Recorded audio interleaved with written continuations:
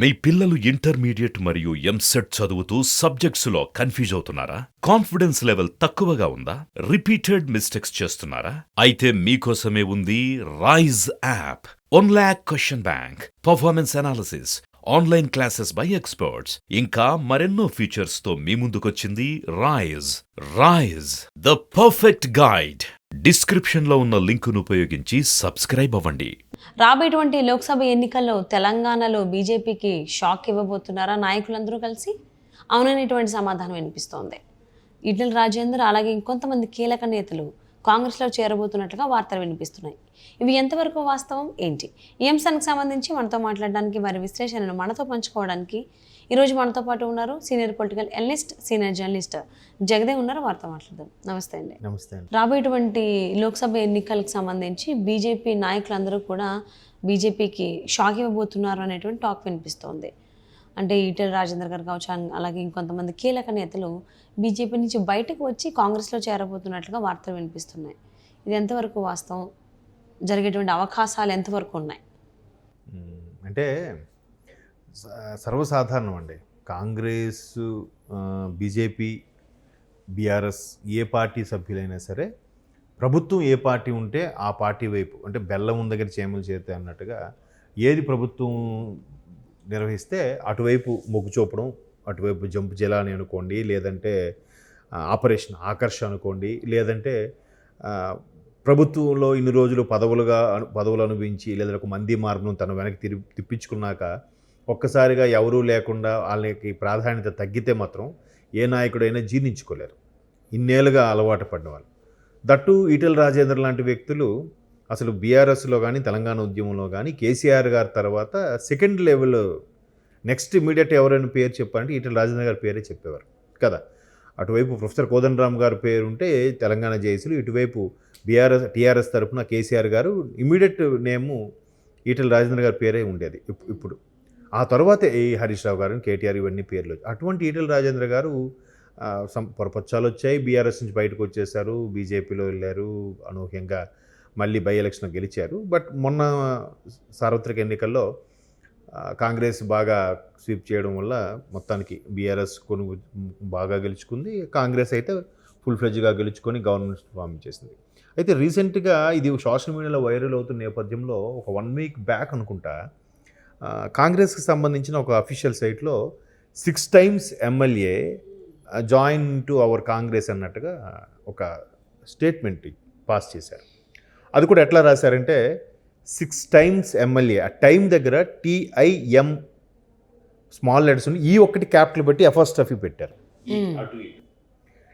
ఈ nothing but indicates Etela గారు అన్నట్టుగా. ఏంటో మరి చాలామంది సస్పెక్ట్ చేశారు. అయితే కొంతమంది తలసాని గారు కూడా వెళ్ళిపోతున్నారు అందులో అన్నట్టు కొన్ని వార్తలు కూడా వచ్చాయి. బట్ అంటే ఇండికేట్స్ ఫర్ ఈటెల రాజేందర్ గారు అయి ఉంటారు అనుకున్నారు, కానీ ఎక్కడ ఎవరు ఓపెన్ అవ్వలేదు. సో అది ఇప్పుడు మెల్లమెల్లగా, ఇంకా వారం రోజుల కిందట మాట ఇది జరిగింది కాబట్టి ఇప్పుడు ఈటెల గారు, తర్వాత కొండా విశ్వేశ్వరరెడ్డి గారు, వీళ్ళు ఇంకొంతమంది కూడా ఉన్నారని టాక్ ఉంది. ఇదిలా ఉంటే బీఆర్ఎస్లో కూడా ఒక కీలకమైన నేత, ప్రజెంట్ బీఆర్ఎస్లో కీలకమైన నేత, ఒక 10-15 మంది, ఇంకా కాదనుకుంటే ఒక 20 మంది ఎమ్మెల్యేలతో పాటు మందిగా వెళ్ళి కాంగ్రెస్లో చేరే అవకాశం ఉన్నట్టు కూడా ఉంది అంటున్నారు. అయితే అది కాంగ్రెసా బీజేపీయా అనేది క్లారిటీ లేదు, కానీ అంటే ప్రభుత్వం ఫామ్ చేసిన తర్వాత సహజం. ఇప్పుడు ఇదే రేవంత్ రెడ్డి గారు టీడీపీలో చివరి వరకు ఉన్నప్పుడు బీఆర్ఎస్ గవర్నమెంట్ ఫామ్ చేస్తే బీఆర్ఎస్ వైపు అందరూ వెళ్ళిపోయారు. చివరిగా ఎర్రబెల్లి దయాకర్ లాంటి వ్యక్తులు కూడా వెళ్ళిపోయారు. వెళ్ళిపోయిన తర్వాత ఇంకా రేవంత్ రెడ్డి గారు ఇంకా మరి అతను అవమానంగా ఫీల్ అయ్యారో ఇబ్బందిగా ఫీల్ అయ్యారో తెలియదు, కానీ అందరూ వెళ్తున్నాడు టీఆర్ఎస్లోకి వెళ్లకుండా కాంగ్రెస్లోకి వెళ్ళారు. అనూహ్యంగా తర్వాత పీసీసీ చీఫ్ అయ్యారు, ఇప్పుడు ముఖ్యమంత్రి అయ్యారు. అలాగే ప్రతి ఒక్కరు కూడా ప్రభుత్వం ఏదైతే ఉంటుందో అటువైపు వెళ్తే వాళ్ళకి పనులు జరుగుతాయి, ఒక గుర్తింపు ఉంటుంది. అట్లీస్ట్ ఎమ్మెల్యే కానీ ఎంపీ కానీ కంటెస్ట్ చేయడానికి ఒకవేళ ఓడికిపోయినా కానీ ఒక నామినేటెడ్ పోస్ట్లో లేదా మరొక పదవో మరొక గౌరవం, ఏదో ఒక కమిటీకి చైర్మన్ గానో, లేదా కొన్ని గవర్నమెంట్ ఒక్కసారిగా అలాగే ఎవ్వరూ పట్టించుకోపోయేసరికి చాలా ఇబ్బందిగా, గిల్టీగా కూడా ఫీల్ అవుతుంటారు, చాలా అవమానంగా కూడా ఫీల్ అవుతారు చాలామంది నాయకులు. అంటే కొద్దిమంది మాత్రమే అట్లా ఫ్రీ అయిపోతారు కానీ, అంటే బట్ ఆ కొద్దిమంది కూడా వాళ్ళకి వేరే వ్యాపకాలు ఉంటాయి, వ్యాపారమనో బిజినెస్ ఇంకేవో చేసుకుని. సో అందుకు ఇప్పుడు ప్రభుత్వం ఉంది కాబట్టి బీజేపీలో కూడా బండి సంజయ్ గారు ఏదైతే ఎప్పుడైతే పక్కకు తప్పించారో ఒకసారికి బీజేపీ ఇమేజ్ కూడా గ్రాఫ్ కూడా పడిపోయిందని కూడా చాలామంది విశ్లేషకుల అభిప్రాయం, నా అభిప్రాయం కూడా. సో ఇప్పుడు బీజేపీ గవర్నమెంట్ ఫామ్ చేసేస్తుంది, సెకండ్ ఆప్షన్లో బీఆర్ఎస్ తర్వాత బీజేపీ ఉంది, బీజేపీ మంచి ఫైట్ ఇస్తుంది అనుకున్నది. ఆ రెండూ కాకుండా కాంగ్రెస్ వచ్చి కాంగ్రెస్ గవర్నమెంట్ ఫామ్ చేసింది. సో ఇప్పుడు బీజేపీలో ఉన్నా కూడా అంత గుర్తింపు ఉండదు, ఎలా ఉంటుందో తెలియదు అనే ఉద్దేశంలో ఈటెల గారు, కొండా గారు లాంటి కొంతమంది ప్రముఖులు బీజేపీలో కాంగ్రెస్లోకి వచ్చే అవకాశం ఉందన్నట్టుగా వార్తలు వినిపిస్తున్నాయి. బట్ దాన్ని ఎవరు ఎక్కడ ధృవీకరించలేదు, ఇటువైపు కాంగ్రెస్ శ్రేణులు ఎక్కడ ధృవీకరించలేదు, అలాగని ఈటెల గారు వర్గీయులు కానీ ఎవరు కూడా ధృవీకరించలేదు. బట్ ఆ ట్విట్టర్లో ఏదైతే కాన్సెప్ట్ ఉందో 6 times ఎమ్మెల్యే అన్నట్టుగా టైం దగ్గర TIM ఎఫాస్టఫీ ఈ క్యాప్లు పెట్టారు. మేబీ ఈటెల గారు అని చాలామంది అనుకుంటున్నాను, నేను అనుకున్నాను. బట్ వాళ్ళు లీక్ చేసే వరకు మనం చెప్పలేం కదా. తర్వాత మీకు నేను చెప్పాను ప్రెస్ మీట్ పెట్టేదా లేదు, అధికారికంగా కలవలేదు కదా అన్న కూడా అంటారు. ఒకవేళ అలా జరిగితే నెక్స్ట్ లోక్సభ అభ్యర్థిగా కంటెస్టెంట్ చేసే అవకాశాలు ఉన్నాయి ఈటెల గారికి. అంటే జగదేవ్ గారు, ఈటెల గారు కూడా ఈవెన్ కొండ విశ్వేశ్వరరెడ్డి గారు కూడా సీనియర్ నేతలే. కాంగ్రెస్లో కూడా చాలామంది సీనియర్ నేతలు ఉన్నారు.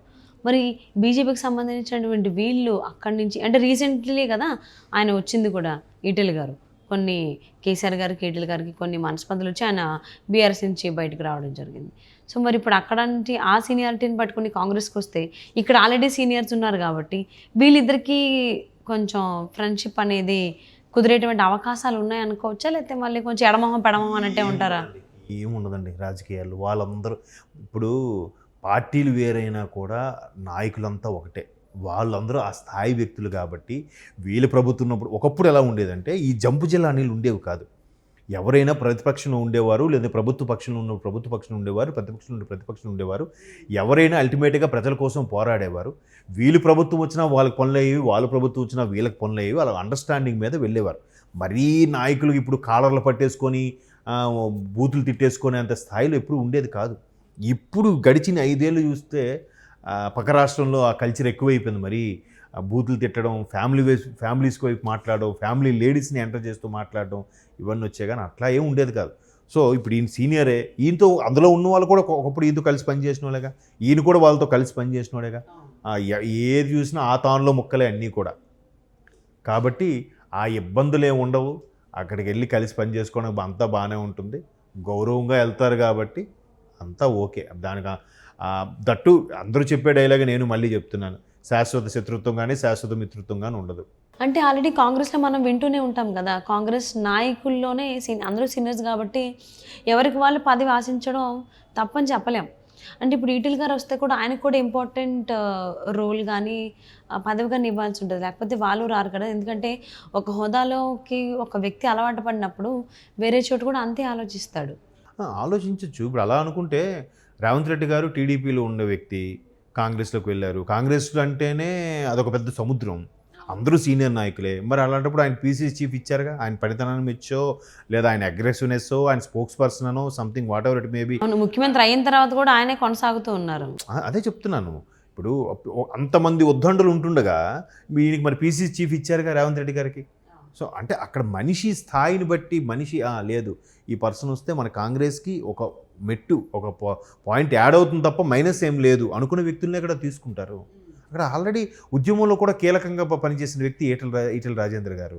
చెప్పాను కదా, కేసీఆర్ గారు తర్వాత నెక్స్ట్ ఎవరి పేరైనా ఉండేది ఉద్యమంలో ఒక పార్టీ తరపున ఉద్యమం కోసం పనిచేసే పార్టీ ఏదంటే టీఆర్ఎస్ పార్టీ. అటువంటి టీఆర్ఎస్ పార్టీలో కేసీఆర్ గారు నెక్స్ట్ పేరు ఏదైనా ఉందంటే అది ఈటెల రాజేందర్ గారి పేరే. మీరు ఉద్యమం టైంలో మీరు ఎక్కడైనా చూడండి, ఈ నాయకత్వంలోనే చాలా జరిగేవి. అటువంటి ఈటెల రాజేందర్ గారు కాంగ్రెస్కి వెళ్తే కాంగ్రెస్కి ప్లస్సే, ఈటెల రాజేందర్ గారికి ప్లస్సే. ఎందుకంటే ఒక్కసారి ఈ పార్టీ నుంచి జాతీయ పార్టీలో పనిచేసే ఒక ఫీల్ కూడా ఉంటుంది కదా. వాళ్ళు కూడా ఇన్వైట్ చేశారంటే ఆషామాషిగా ఉండదు. ఖచ్చితంగా అధిష్టానం నిర్ణయం తీసుకోవాలి కదా. ఇక్కడ రేవంత్ రెడ్డి గారు ఒక్క డెసిషన్ తీసుకోవడానికి కూడా కాదు. ఇప్పుడు కేసీఆర్ గారు, చంద్రబాబు గారు లాగా ఎవరు గారు లోకల్గా తీసుకునే నిర్ణయం అయితే కాదు కదా. అవును, ఈవెన్ బీజేపీ కూడా నేషనల్ పార్టీ. మరి ఆ పార్టీని కాదని ఇప్పుడు మళ్ళీ ఆయన పార్టీ మారేటువంటి అవకాశాలు ఉన్నాయి. ఈటెల రాజేందర్ గారు, అలాగే కొండా విశ్వేశ్వరరెడ్డి గారు, ఇంకొంతమంది కూడా ఉన్నారన్నట్టు.